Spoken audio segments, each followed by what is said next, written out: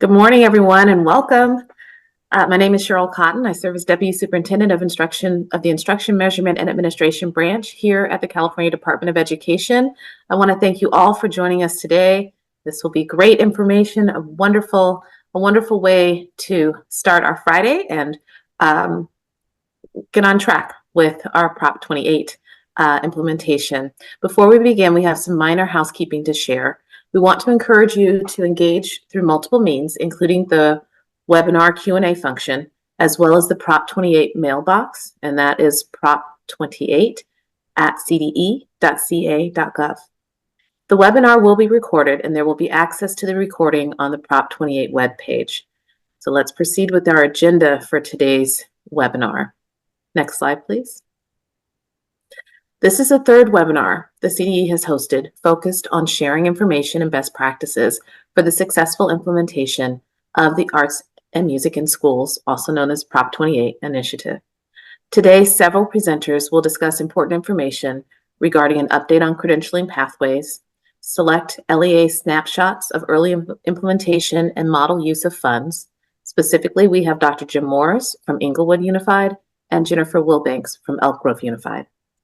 Also, we will share out, review key dates and content for required reporting.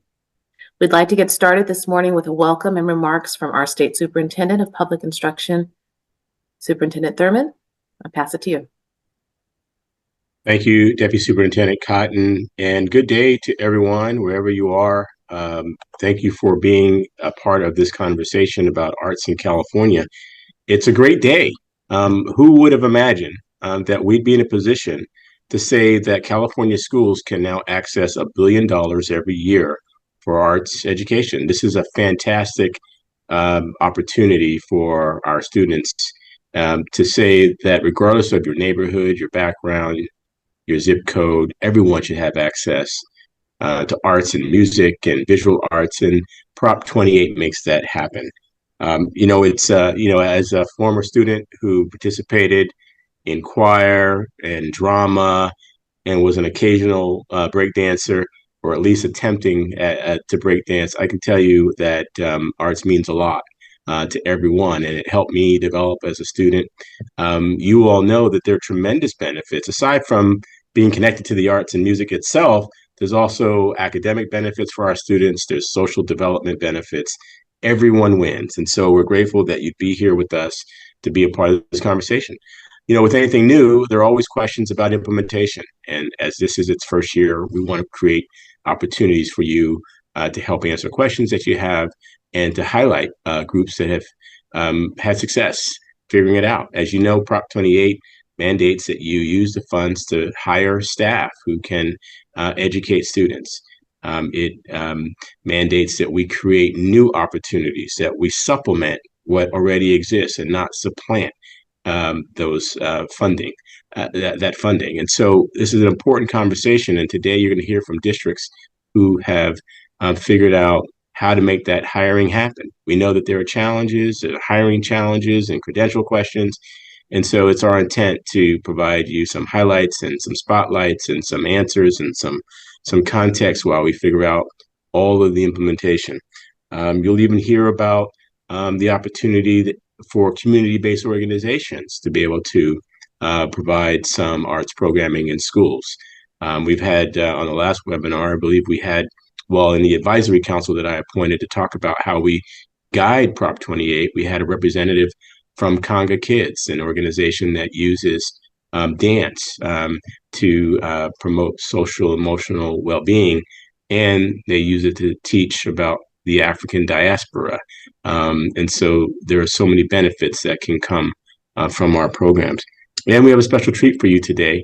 We have the person who is the author of the Prop 28 measure, who envisioned it and dreamed it up and brought all the groups together to figure out ways to implement it, Mr. Austin Buettner. And so we're grateful that we'll be hearing from him in just a moment. But I want to thank all of our arts educators, our classified staff, our certificated staff, our community-based organizations, everyone working together to make sure that our students get access to arts and music and visual arts. And thank you all for being here. And without further ado, I'd like to turn it over to the person who helped to write the measure, none other than Mr. Austin Buettner. Thank you, Superintendent Thurman. Always a pleasure to be with you. And I so much appreciate your passion for the arts and your passion for kids in California. We're grateful for your leadership on this. And I'm personally grateful for your partnership, not only in conceiving this, but helping make it happen. And now making sure schools know how to help kids, because that's what this is about. And you were that musician, an episodic breakdancer. Fortunately, no one's going to see me dance. That wouldn't work out so well. But I was a cello kid, and cello helped me find a group. And what arts and music to me means is a chance that each of the 6 million kids in our California public schools can find their way. They can find their group. They can build a sense of empowerment and voice and agency and all of those life skills that will serve them in school and beyond. And I'm really, really excited today because it's a little bit of a celebration, right? Some of our fast runners, whether it's Dr. Morris in Inglewood or other school districts, are doing fantastic things and kids are participating. And I think what you'll hear from our fast runners are 4 themes, which were the pillars of the law that we wrote and that is being enacted and enforced throughout the state. The first is school voice.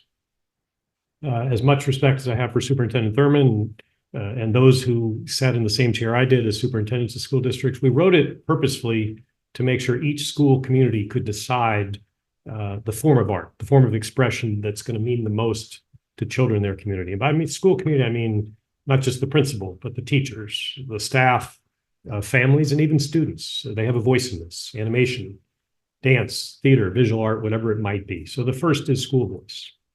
The second is every school will see an increase in arts education. Every school, not just some, every.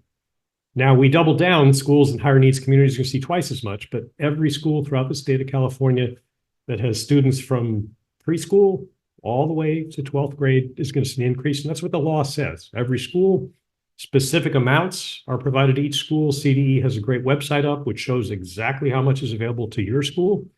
Please look, please find out and make sure those funds, 100% of them, should be going to your school. That school community can decide what to do. The third, as the superintendent's already noted, this is for new stuff. The law says supplement, not supplant. That's a little dense language. I think those in the education world know what it means. It means new stuff. If you're doing something before, keep doing it. You got to keep paying for it. Then you can access your Prop 28 funds to do more. And that's really, really exciting because students who might have had a chance to participate in dance or music now can participate in visual art as well. So it means more. And then the fourth is 80% of funds need to be spent on teachers and staff. Now, why is that? Well, I believe firmly, and all of us who put this together and help ensure its passage think that the magic happens in a school classroom, where you have dedicated teachers and staff working with students. They're part of that school community, and they can build continuity of program. So that student like me who played a cello in 5th grade can go on to middle school and play in 6th grade too, if that's what I chose to do, but to make sure that offering is there. So the 4 pillars, and again, I think you'll hear from all of our speakers today, schools have a voice in this. Every school must see an increase in arts education at that school, and there's money to do it for each school.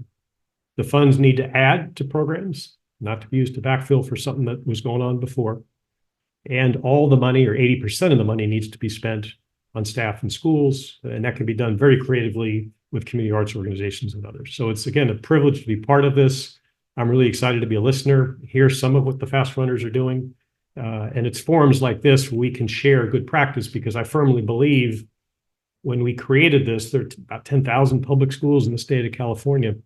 The more we can create forums to share not just the rules, but what's good, what does good look like, that we're going to see some fantastic things grow and develop, and California is once again going to become a leader, not just in our own state for the 6 million kids our public schools serve, but for the nation, and showing how important arts and arts education are. And 49 states will soon be following us behind. And I know when a superintendent and I've talked about it, his phone rings off the hook every time we have one of these, not just from school leaders in California, but from folks across the country, because they're saying, how in the heck did you guys do this? What's happening with the kids? What's happening in the classroom? And that's what today's about, is celebrating what's happening in the classroom. So thank you, Superintendent, for your continued leadership on this. Excited to work with you as we see implementation start to happen. And I hope people get as much out of this today as I will. Thank you. Thank you. Back to you, Cheryl. Thank you. Thank you so much, State Superintendent Thurman and Mr. Buettner. I appreciate those words. I think we all do as we are trying to navigate something new. At this point too, and Superintendent, I'm hoping that there's a video out there of some of that breakdancing. I'm hoping something will unearth. Let's hope. I've gotten a Let's couple hope. of texts myself from reporters looking for it already. That's it. Let's some things are just best left just leave it alone. Let's just leave it alone. How about that? We'll leave it. We'll leave that there. So to continue with the program, we'd like to hear from Curriculum Frameworks and Instructional Resources Division Director, Dr. Mike Torres, with updates on the available pathways for arts instruction credentialing. Dr. Torres? Thank you so much, Deputy Superintendent Cotton. I appreciate the introduction, and thank you, Superintendent, again for your leadership throughout this implementation piece of Proposition 28. So while it's not the work of the department, credentialing has become a central topic associated with the hiring requirements of Proposition 28. From LEAs to individuals who are interested in teaching arts, there's been outreach on who can teach specific courses and how this may look in elementary settings. A special thank you to Ann Harris from the California Commission on Teaching Credentialing, who's participated in previous webinars with us. She's been unable to join us today, but she's provided us with some information that we can share with you today. So as a brief reminder, these are the credentialing options currently available for those who are interested in teaching art. First, there's the single subject teaching credential for art. Additionally, individuals may apply for a supplementary or a subject matter authorization. Both of these are for courses that have academic content standards. There's also the Career Technical Education Teaching Credential that's in arts, media, and entertainment for courses that utilize the CTE standards. Eligibility for the preliminary credential based on SB 1104 include 3 years of work experience directly related to each industry sector to be named on the credential. 1 year equals a minimum of 1,000 clock hours, and the experience may be full-time or part-time, paid or unpaid. A high school diploma requirement, verification signed by the commission-approved program sponsor, an application, live scan, processing fee, and recommendation by a CTC-approved CTE program sponsor. Now, in order to clear the preliminary credential, the applicant must possess the preliminary credential, complete the approved program prep, including CDI training that specializes design academic instruction in English, either 2 years of successful teaching on the basis of the preliminary CTE teaching credential in the industry sector that's listed on the credential, or a commission-approved program of advanced personalized preparation as determined by the program sponsor agency, a U.S. Constitution requirement, health education, study in computer-based technology, an application processing fee, and a recommendation by a commission-approved CTE program sponsor. Moving on to the next slide, as you know, unless a waiver is granted from the California Department of Education, LEAs with more than 500 pupils must expend at least 80% of the funds of Prop 28 to employ certificated or classified employees to provide arts education instruction, and the remaining funds for training supplies, curriculum and professional learning materials, and arts educational partnership programs. As Mr. Buettner mentioned, that's where the magic happens, in the classroom. And so that's one of the reasons 80% of the funds must be used to pay for salaries for certificated or classified staff. Additionally, no more than 1% of funds received may be used for an LEA's administrative expenses. Because 80% of the expended funds are to be used to employ certificated or classified employees to provide these arts education program instruction and to supplement what's currently going on, there is an increased demand for certificated arts educators. And currently, the California Commission on Teacher Credentialing has a website that's specifically dedicated to Proposition 28 and the different options available for those who are interested in teaching the arts. One of those options available for grades 7 through 12 is to become a certificated career technical education educator, as mentioned in the previous slide. A CTE credential offers more flexibility for working artists to become educators compared to multi-subject or single subject credential pathways. As some of you may know, the proposed trailer bill language that was released in early January would extend the CTE authorization to into the elementary school settings through supplemental requirements. To be eligible for this authorization, an individual must have a clear designated subject CTE credential in arts, media, and entertainment, and has completed 24 units of coursework that are intended to help the individual prepare for teaching in an elementary or early childhood setting. LEAs would be required to provide 2 years of mentorship and support for those teachers with this new authorization, and the mentorship must be provided by a teacher with a clear, single, or multiple subject credential. At this time, the CDE does not have any updates in the proposed language, and we're eagerly awaiting for the final language in the governor's budget. We should learn more throughout the month of June. At this point, those are all the updates that we can provide related to credentialing from our friends over at the California Commission on Teacher Credentialing. I'm going to pass the presentation back over to Deputy Superintendent Cotton for the next steps in our program. Thank you, Dr. Torres. Great information.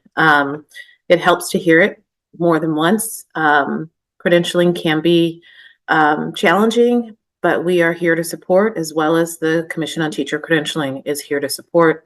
There are folks that you can contact at the Commission who can walk you through these processes. And so please be aware that that support exists. At this time, we will transition and allow for our local education agency guests, so our school district guests, to speak to their first year of implementation. And given the timing that we have for today, the LEA snapshots may seem brief, but we hope that they encourage communication across the state and allow for creative and innovative approaches to appropriately expending AMS funds. Next slide. The first LEA represented today is Englewood Unified. Dr. Jim Morris began his career in education 43 years ago as a teacher and has served as principal and assistant superintendent, chief of staff, chief operating officer, and a variety of other administrative positions. He is currently the county administrator for Englewood Unified School District. Englewood Unified is an urban LEA in Southern California comprised of 15 different school sites with 6,582 students, with over 5,000 being eligible for free and reduced price meals. For the 2023-24 Arts and Music in Schools allocation, Englewood received $1.1 million. One reason why we invited Englewood to be represented today is for their exemplary approach to arts program planning with community involvement, as well as developing an arts and music in school tailored classified job description to better allow for 80-20 compliance. Dr. Morris, I will go ahead and pass it to you. And thank you so much, Dr. Cotton. It really is a pleasure to be here. I'll just very briefly kind of highlight today what we did as a school district in the planning phase, in the implementation phase, and then I'll talk about a couple of challenges that we've successfully overcome.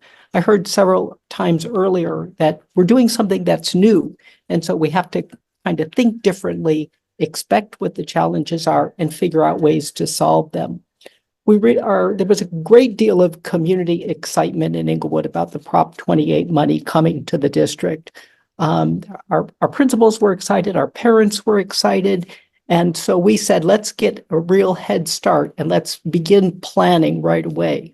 We developed for our schools a planning document, and it was very, very simple and straightforward. We didn't want to create a lot of bureaucracy around it, but we wanted to have tight control to make sure that what our schools were planning to do was a supplement. It was additional resources and instruction for students. So we created a planning document that asked 5 simple questions. described your supplemental program. What are you expecting to achieve from the supplemental program? How were your students, staff, and parents involved in development of your effort? And fourth question was, how are you going to measure success? How will you know you've been successful? And finally, we asked them to submit a detailed budget plan. One of the things that we did that was a little different was we asked our principals to have a small focus group with their students who had demonstrated chronic absenteeism to say, what are the things that are going to get you to come to school to improve your attendance? And that was great insight in the planning process. So we had the schools submit a plan. I approved each of the plans that they were submitted. And then we began implementation. We tried to free up our schools to be creative and think differently and really bring supplemental extra programs to their school site. Some of them wanted to do a during the day program. Some of them wanted to offer after school enrichment or Saturday programs. We had such a variety of programs. We have a ballet folklorico group, aspiring DJ academy for students who want to become DJs or are interested in that, theater program. One school started a drum line. One of our high schools actually received enough funding that they're able to hire a vocal music teacher. They've never offered a vocal music teacher or choir program at that school. So they began implementation. One of the challenges we face is the challenge of finding enough certificated folks to meet the needs that we had. And that's where we began kind of thinking creatively. We created a classified employee position, an arts instructor, who would work under the supervision of a teacher, but they would be somebody who had industry or life experience as a classified employee, and they became a district employee through the classified service. And so that was kind of the biggest challenge we faced, was just finding the credentialed teachers. And so we went around it and said, let's also make this open to classified employees. That's kind of our story. I think what we're proud of is every one of our schools is doing more. They've totally targeted the funding to doing additional programs. That's the Englewood story. Thank you. Love the Englewood story. Thank you very much, Dr. Morris. The next LEA represented today is Elk Grove Unified. Jennifer Wilbanks is the Director of Instructional Support. Elk Grove Unified is an urban LEA in Central California comprised of 67 different school sites with over 60,000 students, with 26,000 of them being on the free and reduced program eligible. For the 2023-24 allocation, Elk Grove received $8.9 million. One reason why we invited Elk Grove to be represented today is because of the use of CDE Arts Education Framework to create their roadmap for the arts. They will discuss their efforts to support their local school sites on planning for local usage, including strategic hiring of arts educators and long-term arts education expansion. Jennifer, I pass it to you. Thank you very much. I appreciate the introduction. I'm really excited to be here. It is a very exciting time, I know, for everybody in the world of the arts. So in our district, we really are still at some of the early stages, but I just wanted to share a few things that we've done to lay the foundation work for us to be prepared and at a point where we're really creating something sustainable and long-term. So over the past year, we've sought to really better understand all aspects of Prop 28 and to provide accurate information to our site leaders, our staff, our families, our students. During this time, we've done some careful planning. We've wanted to be very thoughtful and intentional about spending the funds. We realize as other districts have also realized that there are some challenges, and we have, teacher shortage, classroom space at our school, proper infrastructure to support the meaningful expansion of programs, and we're working hard to find creative ways to address that. So as a large district, there are definitely many complexities in spending the funds and working with our sites and helping them get their plans put in place, and to ensure that we're really implementing in a way that will ensure that the expansion of our programs is sustainable and that all the funds are used. So part of what we are doing is we're looking ahead in 5 to 10 years. What's our vision? Where are we going? We have an existing arts education roadmap that is in the middle of a revision, and our plan is to have that revision completed by the end of, or by this summer. And the roadmap is really our guide, and it helps to support what we have in place, where we're going, and we've woven in the implementation of Prop 28 into our arts education roadmap. And our sites are going to be asked to connect their site expenditure plans to our arts education roadmap. So after diving in and learning what we can, really sharing what we can with our sites, and taking some first steps, one of the big things that we did is we created a Prop 28 survey. And sites sent this out starting this past February to their staff, their students, and their families. We wanted to hear from and make sure that we had input from all of our educational partners, so that our sites could take that information and really look to see what are the desires, what are the needs, what are the wants that are specific to their site. And so that survey went out then, like I said, in February, and was open for a few months. And at this point, our sites were able to look at that data and really fine tune where they want to go at their site. We've also encouraged collaboration among our regions. You see that our district is very large. And so in any one region, we've got a middle school, a high school, possibly 6 or 7 elementary schools. We want them to collaborate and talk about what does that look like from elementary, middle to high school, to really help them see the consistency and the work that's happening across the board for our kids, both as a district, but also regionally.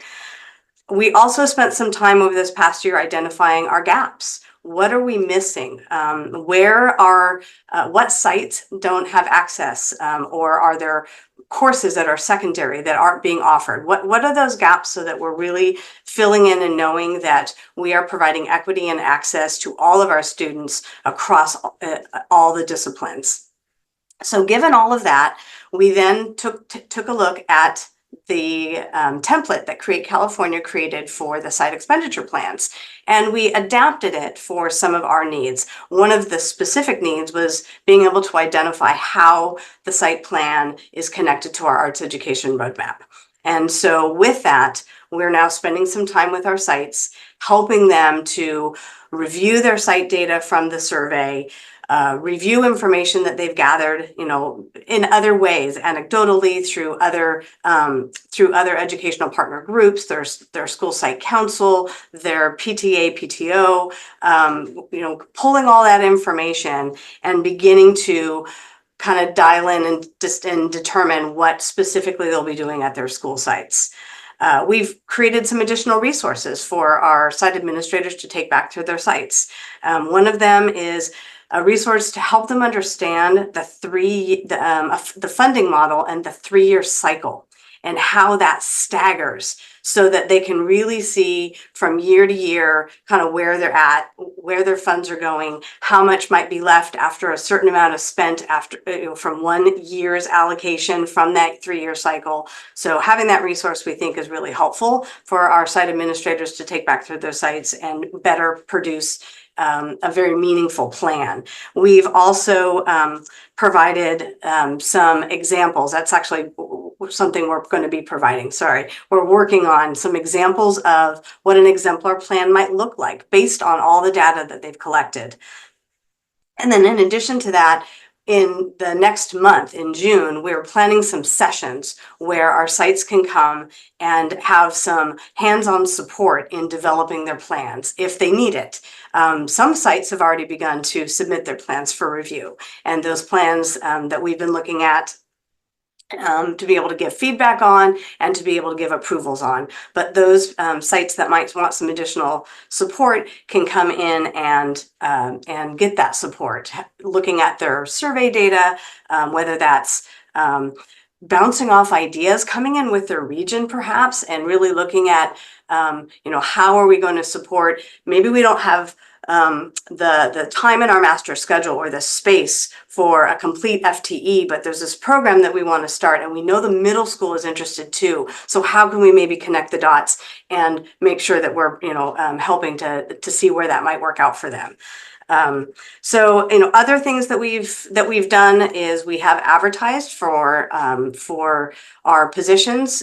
We advertised relatively early for our secondary positions, but we are in the process of advertising for elementary, and we are investigating whether or not a classified position will best suit our needs here in our district. And then, as all other districts I know are doing as well, we're really looking to see, how can we be creative about using this fantastic resource now that we have to add to what we have, to expand the programs, to really meet the needs of all of our students. So I know we're still in the beginning stages of this, but we're confident that we've put things in place, that we're going to have a successful implementation, and we're really excited about the future of arts education and grateful for the additional funds so that we can have and make a greater impact on our students and their growth in the arts. And that's what we've done in Elk Grove so far. Thank you.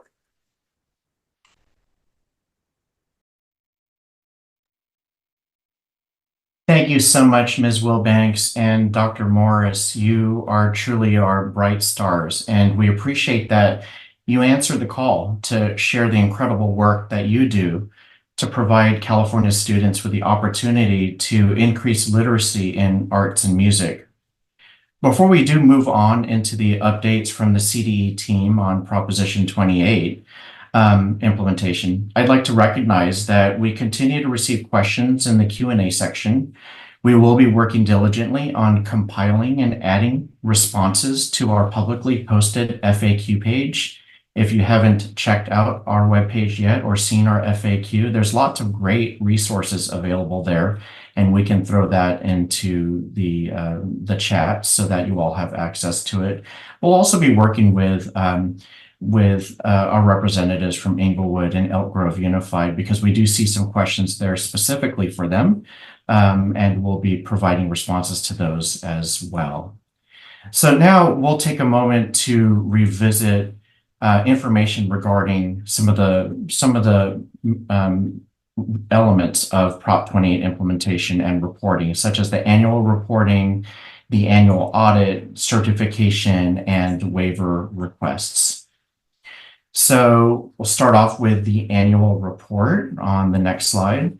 This is the requirement that LEAs do submit an annual board or body approved report that details the types of arts education programs that are funded through the allocation of these funds, the number of full-time equivalent teachers, the number of classified personnel and teaching aides, the number of pupils that are served, and the number of school sites that are providing arts education programs utilizing those funds. All of these are required within the statute of Prop 28.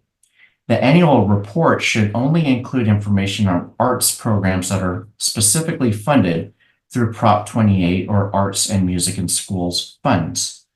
This report is completed by the LEA, that's the school district, not the specific school sites, so keep that in mind, and must also be posted on the LEA's webpage with board or governing body approval. The AMS portal will allow LEAs to download their submission as a PDF, so that will make it easy to be able to post that report.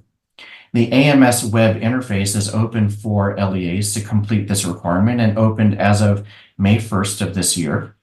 It'll remain open through July 31st of this year. This is an extended timeline than we've previously shared due to the multiple requests from many school districts. We're listening. Once again, all annual reports should be submitted to the CDE by July 31st, 2024. Should you have an issue with this requirement by the current deadline, please email the Prop 28 inbox. Once the annual reporting period closes, the CDE will compile all submissions and then publicly post a master data file of the information that we have collected. I'm going to pass the presentation now over to Dr. Jenna Tryon-Polhemus, who is an administrator implementing Prop 28 within the Department of Education. Thank you, Dr. Torres. I'm going to just speak very briefly on the audit requirements and a little bit of information there. Pardon me. First, I wanted to state that of February of this year, specifically on February 27th, the Education Audit Appeals Panel adopted the procedures for the Arts and Music in Schools, or Prop 28 Supplemental Audit Guide. Before we discuss the specific audit procedures for AMS or Prop 28 funds, I want to make sure that everyone understands an overview of the audit process. Every school district or LEA is required to have an annual audit by an independent auditor who is responsible for checking that the LEA has complied with various legal requirements associated with the funding they receive. Auditors follow the procedures outlined in the annual audit guide that are summarized on the slide you can see. When an auditor determines whether funds were used incorrectly or if the LEA did not comply with the condition of the receipt of funds, an audit finding is then documented in the LEA's final annual audit report. Some findings may result in the loss of funding and or a penalty, while other findings may require the LEA to make corrections in their data or procedures. Annual audits are completed after the fiscal year concludes often, and they are submitted to the LEA's governing board in a public meeting, and then to the California Department of Education, who will then review them and ensure that the audit findings are resolved and any fiscal penalties or loss of funds are recovered by the state. So for every LEA that receives an allocation of AMS funding, they will do this audit process. Specifically, the AMS audit has 4 annual requirements that you can see here. When reviewing the audit guide themselves, they are T1 through T5. And so this is required every year, regardless of whether funds are expended in that audit year. They need to make the required certifications. They need to post its board adopted report that Dr. Torres just talked about. And the LEA needs to certify that it did use funds for arts education programs and that the arts programs were supplementing, not supplanting from arts education previously offered. Should the auditor have a finding, the LEA will face different outcomes depending on which audit procedure was found out of compliance. The right-hand side of this slide on the table shows that procedures T1 through T3 have a finding. The LEA will have to return the entire allocation. While if a finding is found for T4 or T5, they will only need to report the unallowable expenditures.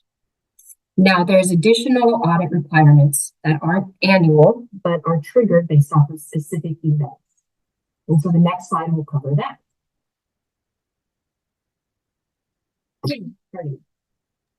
When conducting the audit, Dr. Jenna, I'm sorry, your audio is now almost unintelligible. It's gotten worse and worse and worse. I'm sorry. Can we switch thank you for that. Can we go ahead and switch over? Mike, can you continue slide 16, please? Absolutely, for sure. So beyond the annual requirements that are completed by the independent auditor on the previous slide that Dr. Polhemus mentioned, the auditor will also verify that at least 80% of the LEA's expenditures from each allocation were used to employ certificated or classified employees, and that's to provide arts education program instruction. This is commonly referred to as the 80-20 requirement.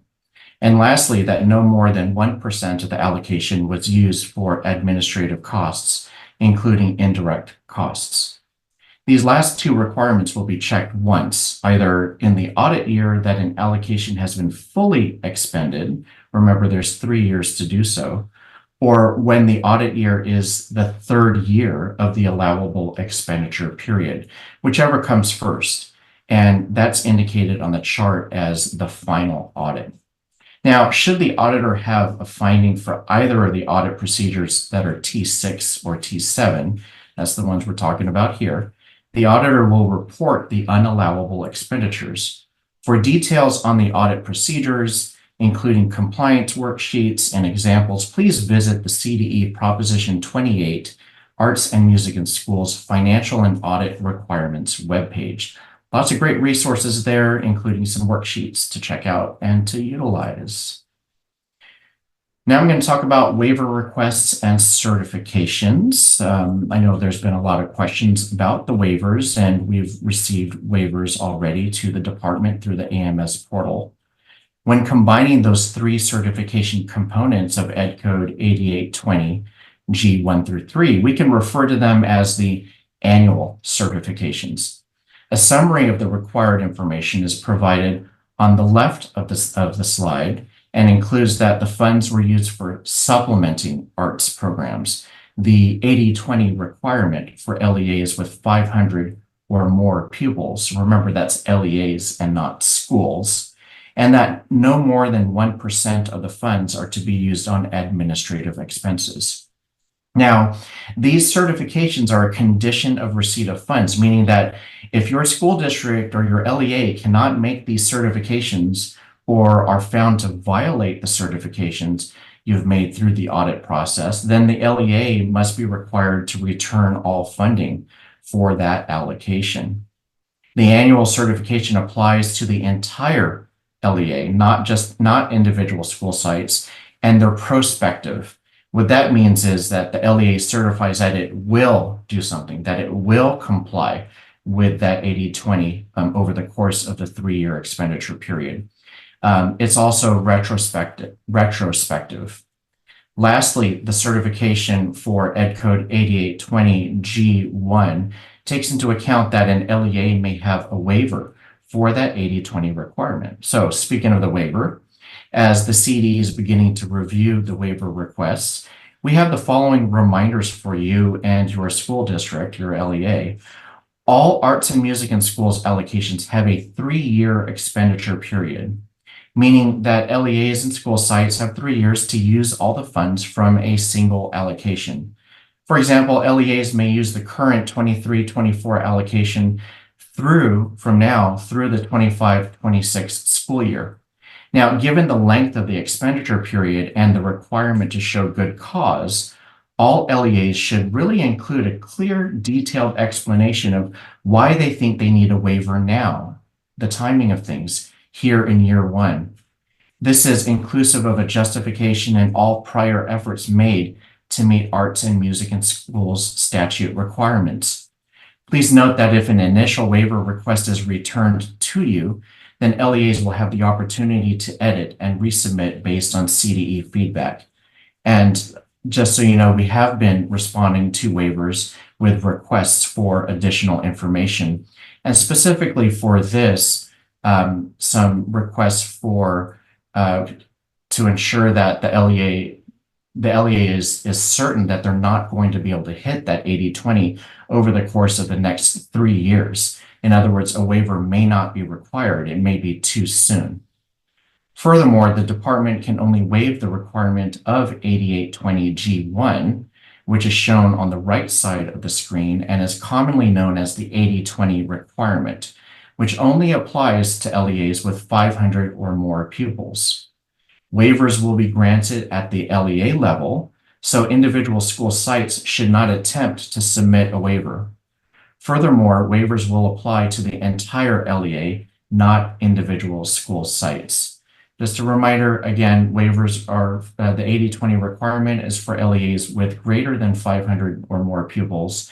So if you are an LEA that does not have 500 or more pupils, you do not need to submit a waiver.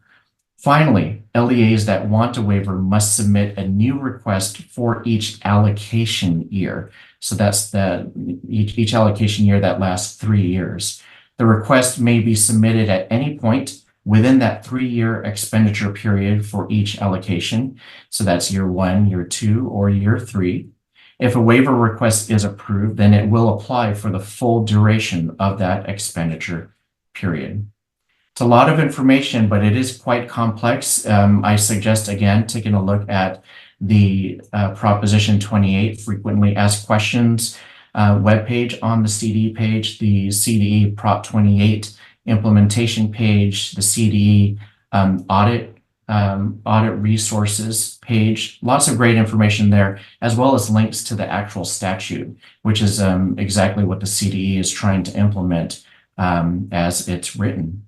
So those are all the updates that we have on the CDE side of implementation. I'm going to pass the program back over to Deputy Superintendent Cheryl Cotton. Thank you, Dr. Torres, Dr. Polhemus.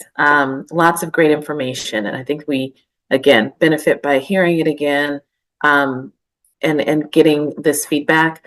I want to thank everyone here today for joining us. As a reminder, access to this recording of the webinar will be made available on the Prop 28 webpage on the CDE's site. A listserv message will be sent out when it's available. For this update and all important Prop 28 Arts and Music in Schools updates, please sign up for the Prop 28 listserv by sending a blank email to join-prop28@mlist.cde.ca.gov, and that is listed on the screen right now. At this point, I would like to encourage you to submit any questions you have to the Q&A function or email the Prop 28 inbox account, which is also seen on the screen at prop28@cde.ca.gov. Have a wonderful Friday, a fabulous weekend, and just an amazing close to the 23-24 school year. Thank you for your attention on this item.